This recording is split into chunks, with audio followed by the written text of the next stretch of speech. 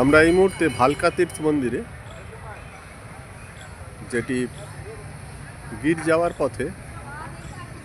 সোমনাথ থেকে যদি আপনি গির যান তাহলে মাত্র 5 কিলোমিটার দূরেই এই ভালকা তীর্থ মন্দিরে পাবেন। বলা হয় মহামতি শ্রীকৃষ্ণ এখানে প্রাণত্যাগ করেছিলেন।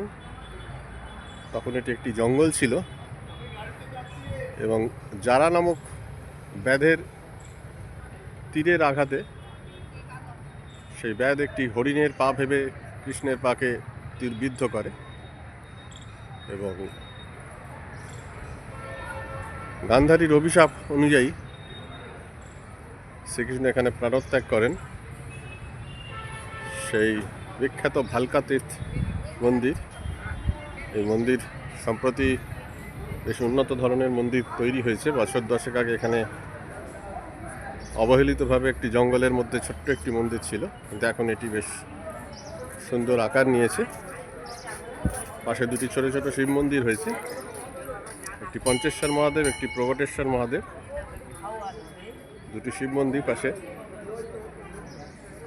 আর বলা হয় তীরে বিদ্ধ হওয়ার পর শ্রীকৃষ্ণ একটি পুষ্করিণীতে তার পা ধুয়েছিলেন। সেই পুষ্করিণীটি এটি, এই মহাদেব মন্দিরের ঠিক পেছনে। যদিও পুষ্করিণীটি যথাযথ সংরক্ষণ হওয়া প্রয়োজন বলে মনে করি আমি। এখানে কি পাদুকা পেয়েছে? না, তাহলে এই জলটা কি? এটা হচ্ছে কৃষ্ণ পা ধুয়েছিলেন তীরে বিদ্ধ হওয়ার পর এই পুষ্করিণীতে।